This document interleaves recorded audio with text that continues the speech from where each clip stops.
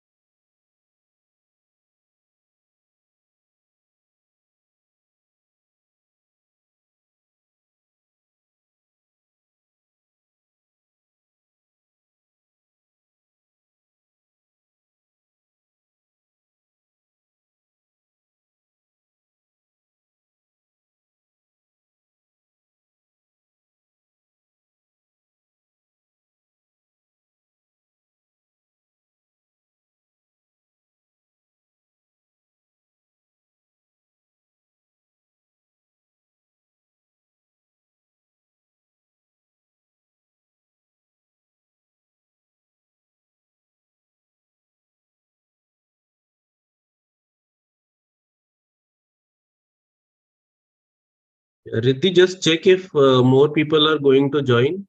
We'll wait for 5-10 more minutes, and we'll start at Okay. 3:10.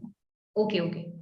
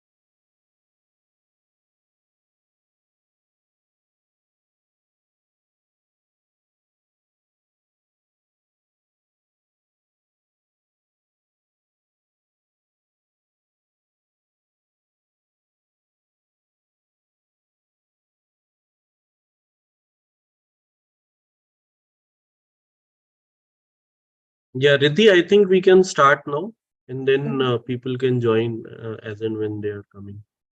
Okay, sure. Yeah. So,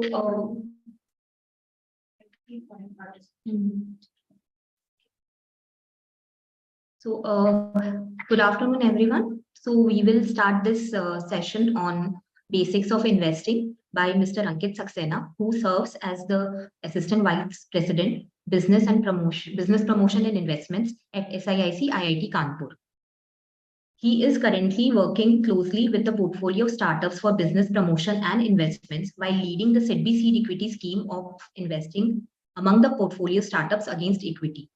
In his 3 years of career at SIIC, he has contributed to setting up of the Noida Center of Excellence of Aid and the Innovation Hub at Noida, and has dealt with many ministry schemes like the Ministry of MSME, Ministry of Housing and Urban Affairs, Tech for Tribals for the Ministry of Tribal Affairs, and handle different scheme of other ministries and other investment firms as well.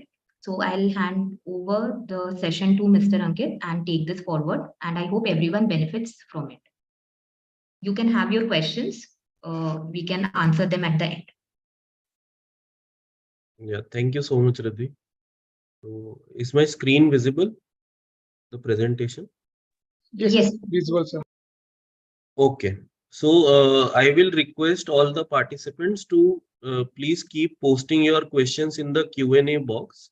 I hope the admin has opened the Q&A box as and when during the presentation itself, so that we can take up questions simultaneously. So today I will be covering this topic of investment as to what all is required from a startup's perspective to raise funds, why they should raise funds, when they should plan to raise funds, how to raise funds, and what all is required when you are planning to raise funds. So I'll give a brief overview of the investment ecosystem in India. So currently, India has become a hotspot for investments. Uh, uh, Given the kind of median age which we have in India. Just give me a moment.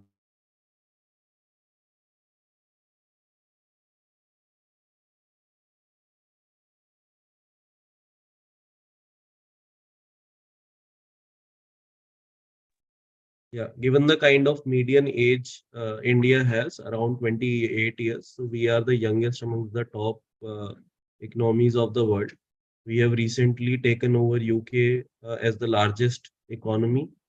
Uh, uh, so basically, post 30 years of liberalization, we have seen an exponential growth within the nation.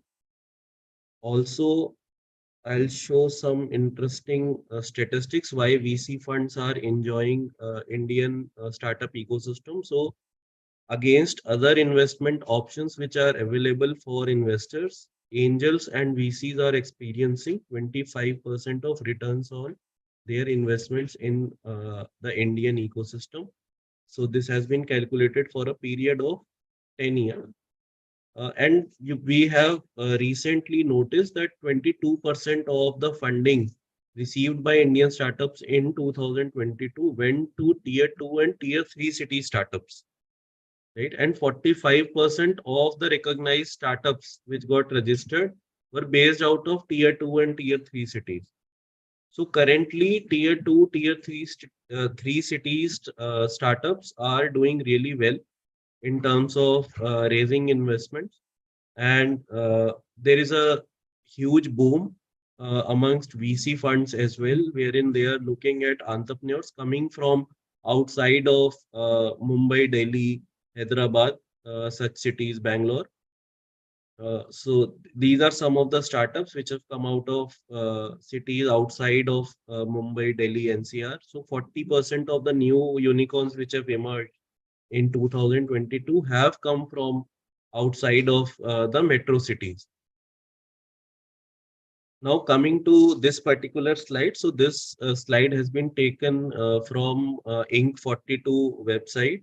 This shows the kind of investments in startups that have been done through different bodies which are into investment. So these are the 100 most active investors in India. And as you can see, the most of the investments have been done by VC firms and angel network platforms. So SIIC is also working closely with these VC firms and angel networks, such as Indian Angel Network, Fard Network. We are closely working with Let's Venture also. There are other partners, investment partners whom we are working closely with. Apart from SIDBI, SIDBI is again one of our major investment partners.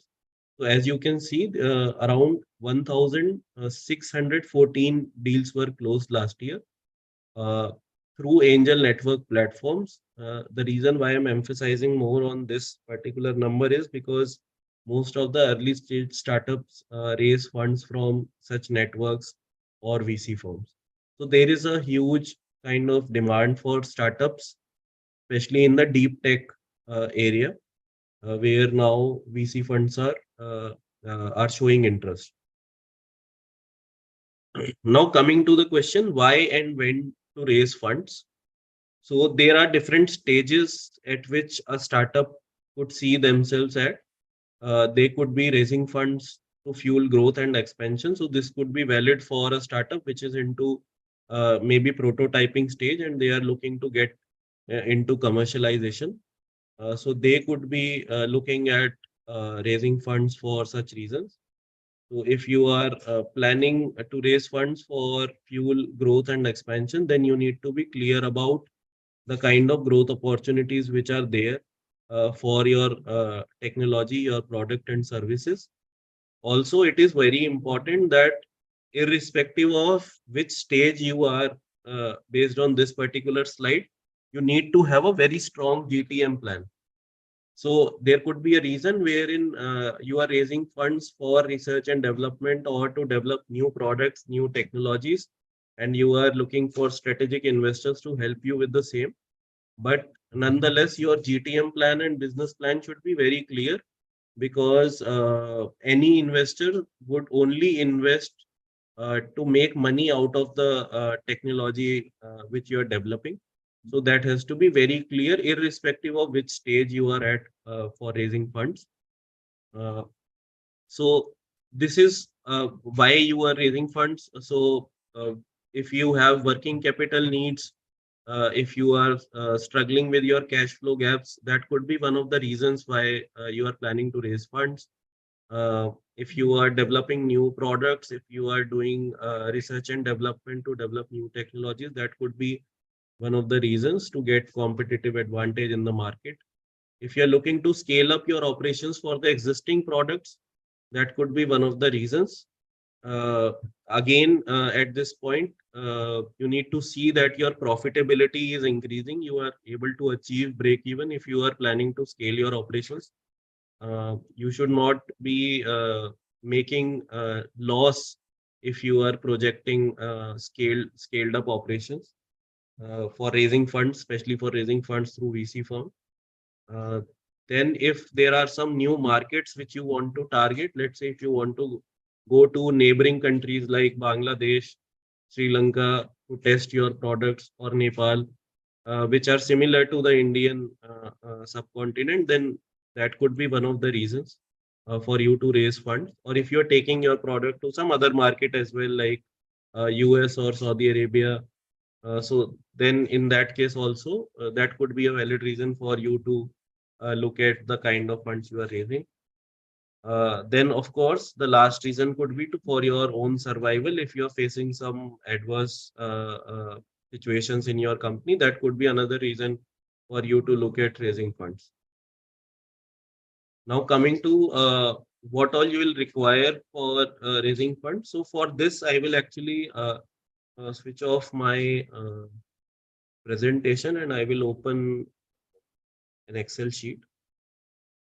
So usually when you go for fundraising, you need to be prepared with a certain checklist for your legal compliance and your financial compliance, because you go through a process of due diligence.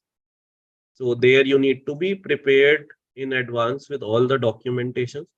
So this is one of the preliminary legal due diligence list which we have with us.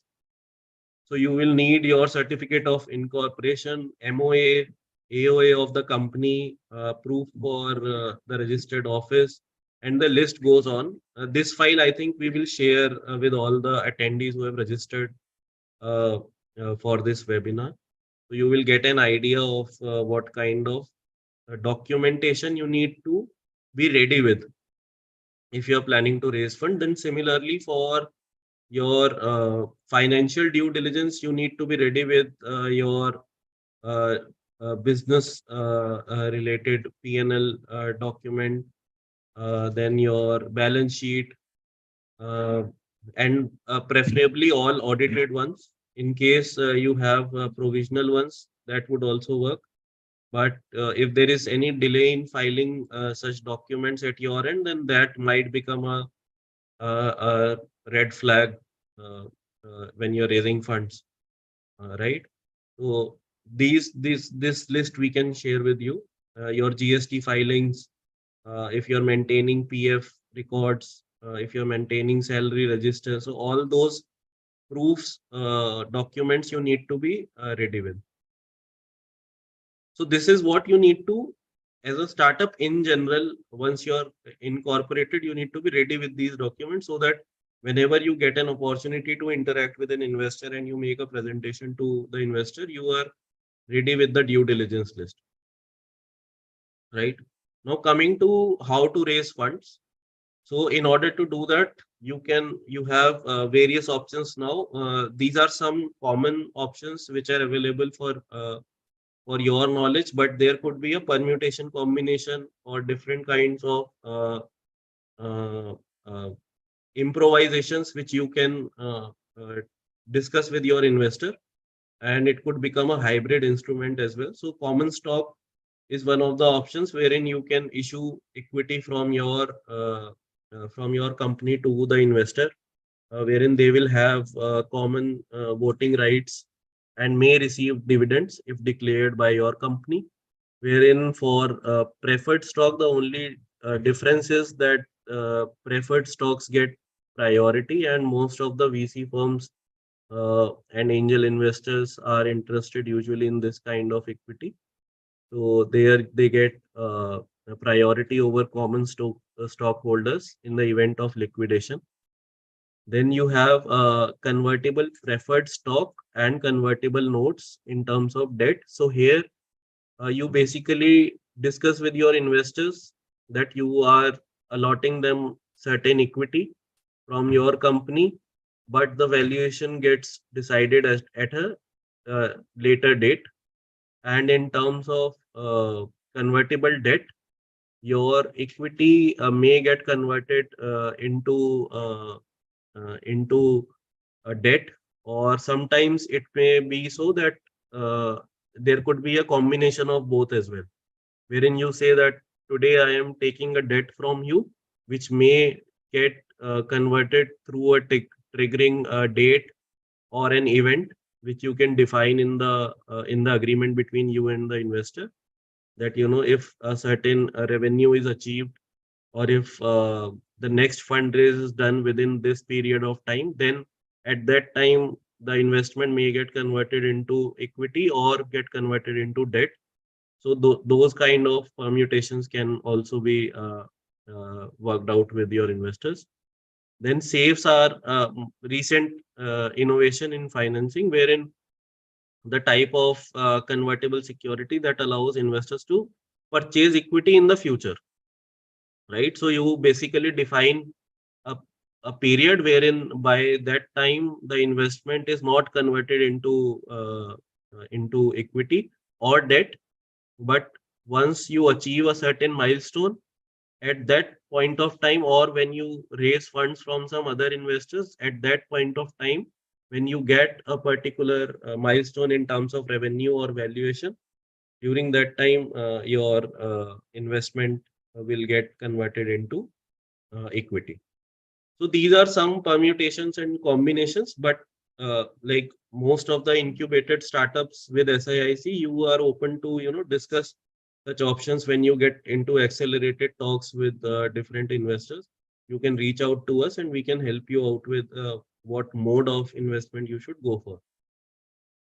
So now I'll start with the kind of pitch deck you should have to raise funds. So you start with your title slide with a short statement of vision.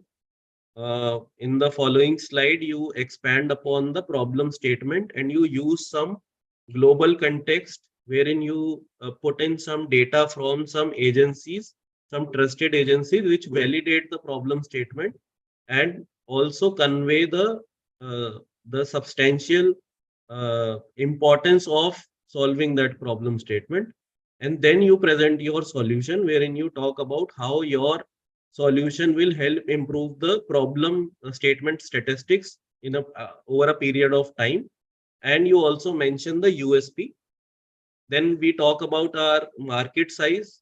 You discuss about the global market size, then the Indian market size for your product and services.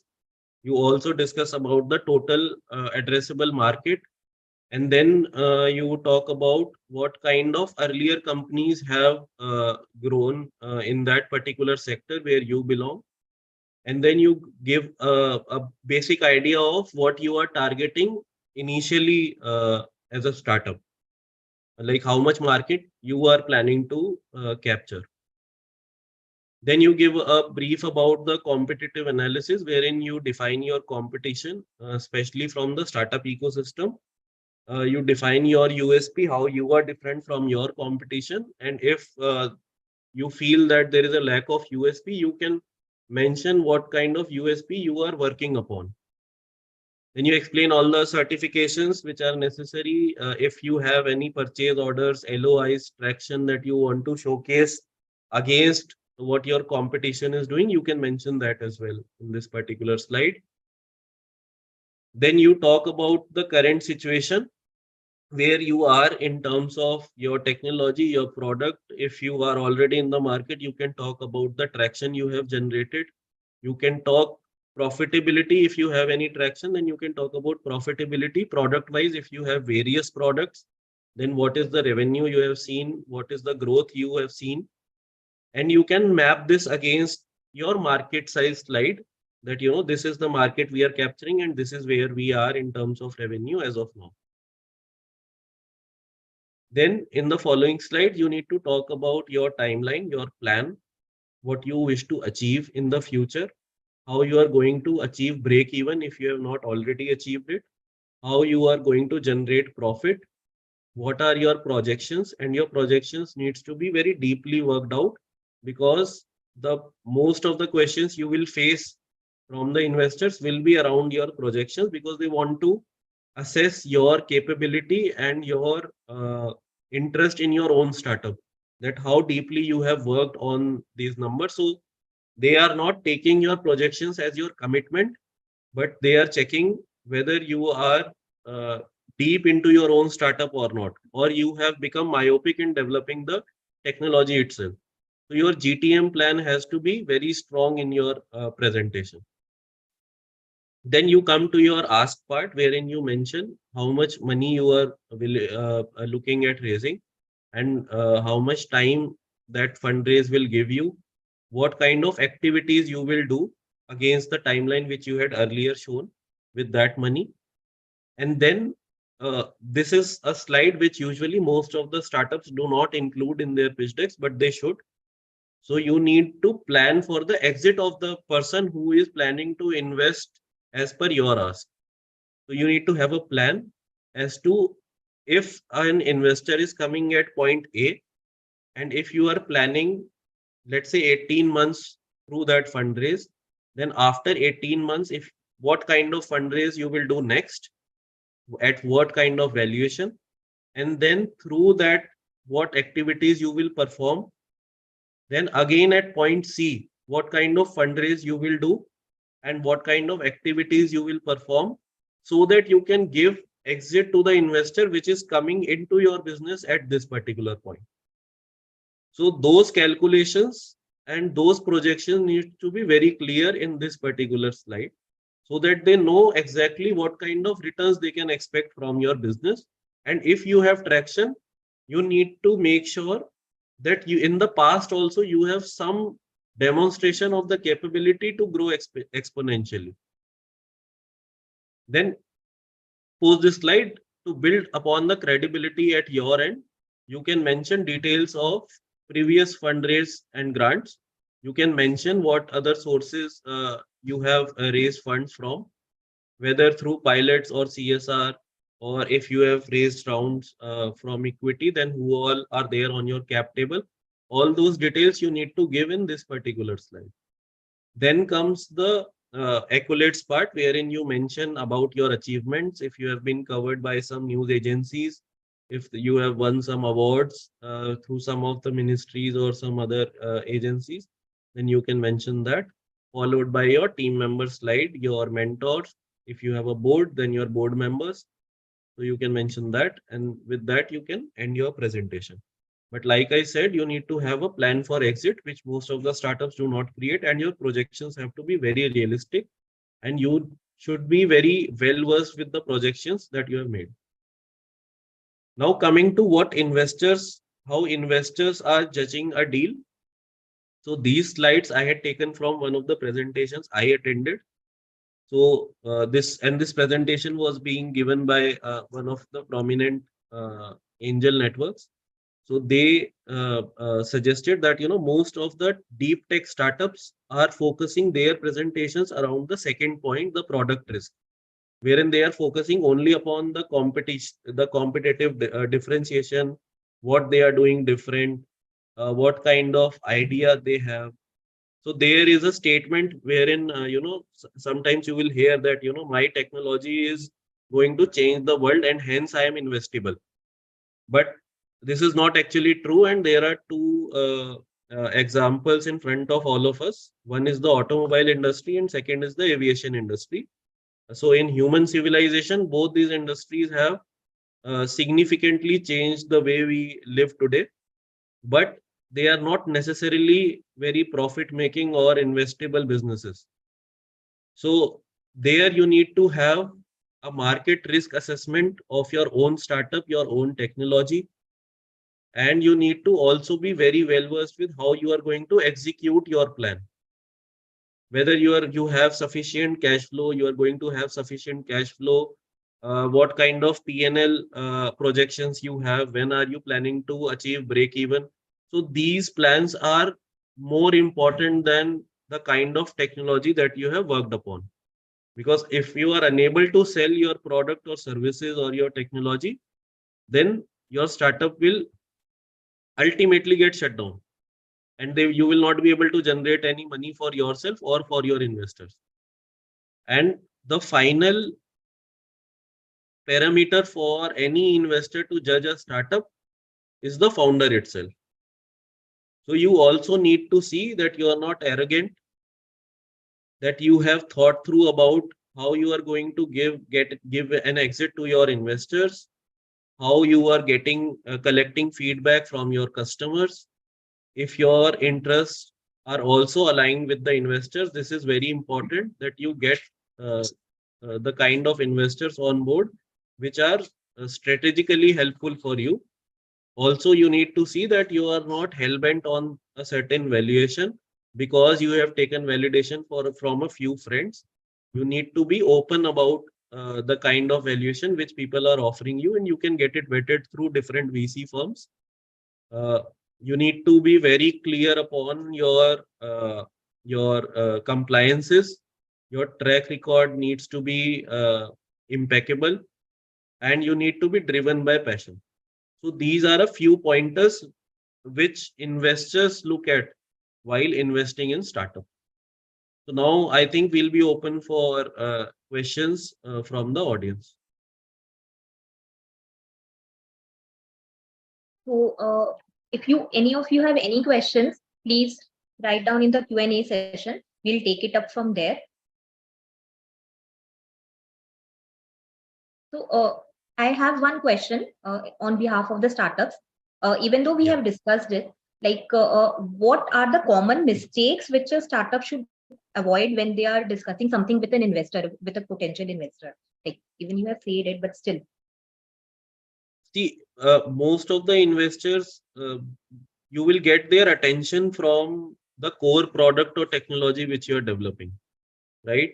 But their decision to make an investment in your startup will always depend upon your projections and your go-to-market strategy. If you are not already in the market, if you are in the market, you need to have a justification for the traction you already have.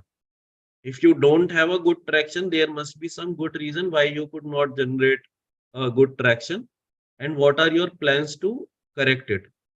But like I said, the most important thing which investors are looking at is not your technology, not just your technology, but also your plan to commercialize it. Taking Uh, CSR funding. yes. Okay, I think Divyanshu was asked. Yeah, so Divyanshu, uh, for CSR funding, you can reach out to our CSR vertical. It is a completely different mode of funding. So recently, although there's some good news there, that CSR can now be offered to a Section 8 company, which could be a technology business incubator. And SIIC is one of the technology business incubators. So we are able to take CSR, wherein we are further deploying those funds for our startups, which can generate impact for the CSR granting agency. So I hope I have answered your question. How is the company valuation calculated for the first round?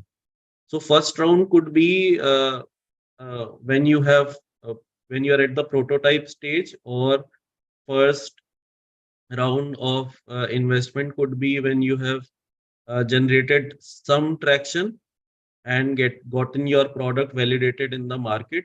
But usually the first valuation is calculated in general based on the sector from which you belong, wherein what kind of other success stories are there and what kind of valuation they had received. So that could be one way. The other could be through due diligence, wherein you showcase how much time you have taken to develop the technology, what kind of IPs you have, and based on all these factors, what kind of market you are able to target. So those will decide your valuation. So no investor will simply ask for a lower valuation or a very high valuation. Both becomes a red flag for your follow-up rounds. What happens is that if you raise funds, let's say at 3 CR valuation, your first round, then the second round you cannot expect to raise at 30 CR. Or even your investor who has come in at 3 CR, even they would not expect you to raise the next round at 30 CR, because that is not uh, possible for you to do, right? No one will come in after 3 CR to give you a 30 CR valuation unless you have generated some 10x growth in that period of time. So both way, and these both dynamics investors are also very much aware about. So your valuation, mostly you need to talk to strategic investors so that you get a fair amount of valuation, and you can get that valuation vetted through different kind of VCs as well. Yeah. Just a second. I think we have more questions. So we have questions from Mahesh. Can you explain exit plan with an example again? Yes, sure. So I'll give you an example. So let's say I am a startup who is raising funds uh, at this point of time, wherein I am getting a valuation from the investor at 10 CR, and I am raising 1 CR funds, right? So let's say Riddhi is my investor and she's giving me 1 CR. So for me to plan an exit for her, let's say I'm getting a runway of 12 months with the 1 CR Riddhi is giving me. So I will complete all the milestones which I have proposed to Riddhi. After 12 months, I will go for another fundraise, wherein let's say my valuation will go up to 20 CR from 10 CR. So I'm generating 10x revenue using Riddhi's funds. right? At that point of time, I am raising 2 CR at 20 CR valuation. Now I cannot give an exit to Riddhi at that point of time because I am raising 2 CR funds. So I cannot give half of that fundraise to Riddhi and give her an exit. So I will further achieve some more milestones, and Riddhi will still stay on the cap table with her 1 CR. And by the time I reach a valuation of, let's say, 40 CR, using the next 2 CR which I have raised in at point B, at that point of time when I'm raising, let's say, 6 CR or 7 CR, from that I can plan an exit for Riddhi, right?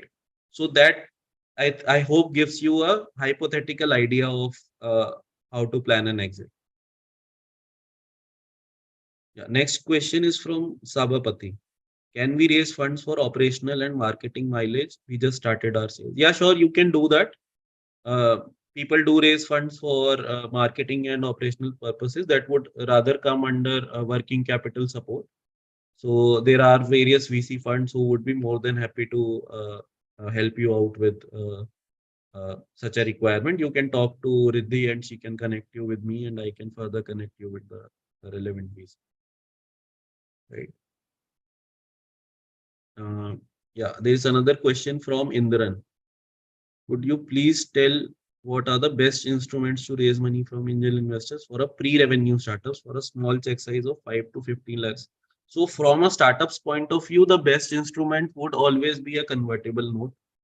But you will have to talk to the investor, because usually investors would not prefer that in the beginning, because they are coming in at a time wherein no one else is willing to put money on you. If you have different options, then you can maybe look at convertible notes. But if there are very few options that you have, then you have to decide upon a certain valuation to raise funds.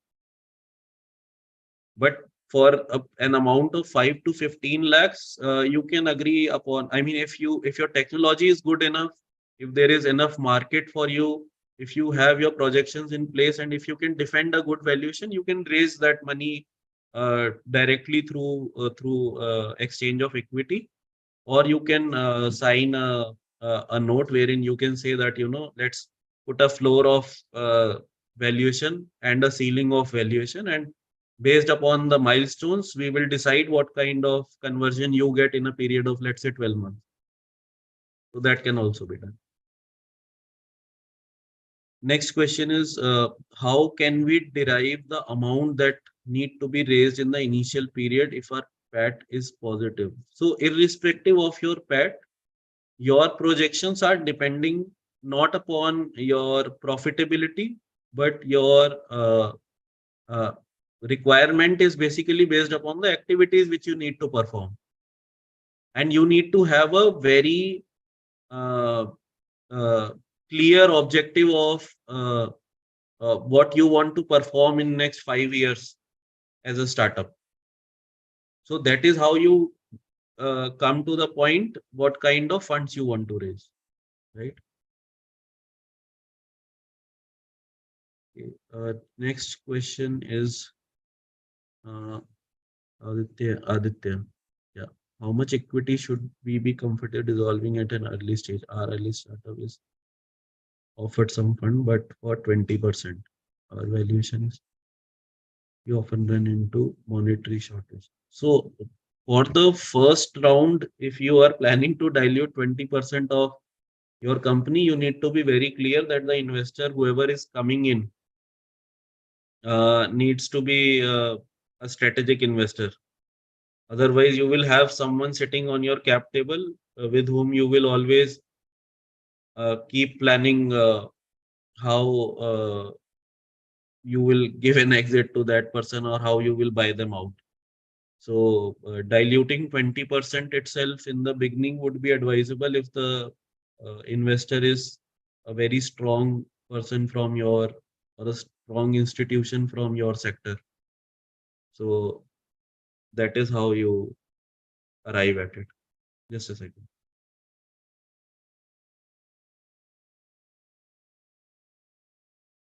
Yeah. Your next question is again from Sabapati. Sam. How to calculate any general rule? Sabapati, can you also type in which sector you are from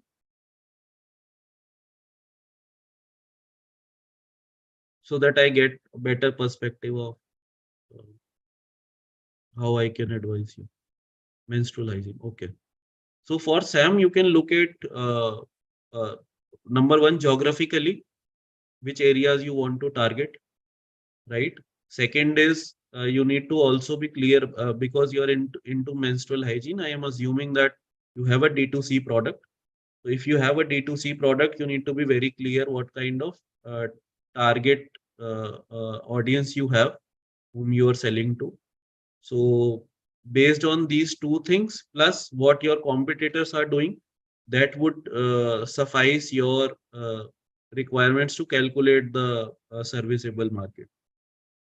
I hope I have been able to answer that. But there are many companies from your sector who have already defined serviceable market, so you can maybe take a guess from there.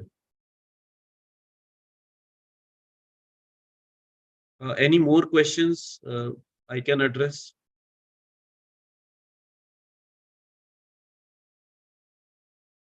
So I would request the startups who are attending this webinar to stay in touch with your portfolio manager, uh, your vertical head in our organization. Or if somebody wants to reach out to me, they can directly reach out to me. My coordinates can be shared with all the attendees here, and I can be of any help to you. Then I'll be more than glad to do so. So, any other questions if we have, or we can. Uh,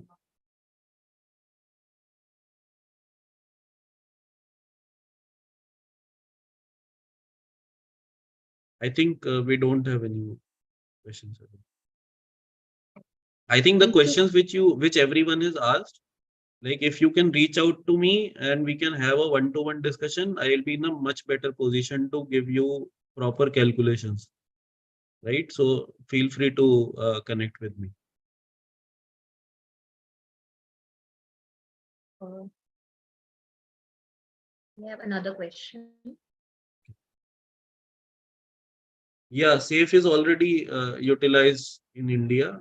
There are many. I mean, SAFE is a terminology which has been given, but like I said, a mix and match of CCPS, CCD, or SAFE is already in practice in India. In fact, recent fundraise which have happened uh, through SIDBI seed equity scheme has also witnessed a SAFE kind of an instrument. Yeah.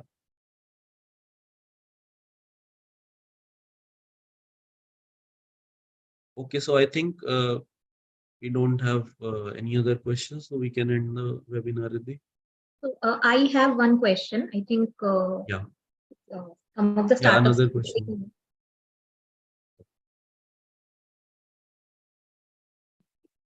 So some of the Yeah, Riddhi, startups you were saying. get to me and ask me these questions more often. Like when should we actually start looking to investors, or when should we look to banks? Like whether should we go to banks or raise investments? How should they decide that? Like what should be the criteria? Any So specific? it is, yeah, so it depends on what kind of interactions you are having. You should be talking to both. You should not stop talking to anyone, or you should not be choosy in the beginning itself, because you're not spending any money when you're giving time to whether an investor or to a bank. But it's always better to keep equity with yourself and generate traction by being bootstrapped. So in the beginning, if you are confident on your business model, if everything is working out, unless you have a strategic investor, don't go for diluting your equity in the beginning, right? Go for debt, pay that debt, generate traction, show some growth, and then talk to people who can strategically help you in giving exponential growth. Once you have exponential growth, then you can go into the cycle of onboarding new investors, new angel investors, or VC firms, or AIFs. You can talk to them. But in the beginning, it is advisable that you generate traction, try to generate traction on your own. Like different people will give you different perspectives. So I am talking from the perspective of an incubator. As an incubator, we don't want you to further dilute your equity unless you get a very good strategic investor who can help you with some, whether it is certifications you are looking for your product, right? Let's say you are someone who needs some, who is developing some medical device and you need certain certifications. And there is a strategic investors which has been in the industry and can help you in getting those certifications, or make you meet some very important people from that domain. Then you can onboard them initially. Or if you are a startup which is looking to set up a commercialization plant for manufacturing your product or technology, then in that case also, if you are getting a strategic investor who is able to give you guidance on what kind of machines you need to procure, or giving you access to vendors, or giving you access to demand. Let's say you have projected 20 lakhs of business in your first year of operations, and they are saying that, we'll take care of 50% of it. In such cases, you can dilute your equity and bring on some strategic investors. Otherwise, if there is an angel investor which is just giving you, offering you funds, in such a case, our advice is always that you talk to banks. They will charge a certain, and there are some really good schemes with most of the banks now. CGSS and CGST credit guarantee schemes are there, wherein you get a low rate of interest loan, which is also unsecured. So you can go for those kinds of options. SIIC has tie-ups with all the major banks of India operating in India, so you can talk to those banks. Uh, and you can repay that loan, or you can get an OD which you can keep repaying and generate traction through that. And then once you have some exponential growth plans, you can onboard a strategic investor. Thank you, Ankit. I hope all the questions like what the startups thought of have been answered by you. And if they have any more questions, they'll certainly get touch. Please get in touch with your portfolio managers, or you can directly get in touch with Ankit. Thank you for the wonderful session. I think we'll close now. Thank you. Thank you, everyone. Thank you so much. Thank you. Thank you.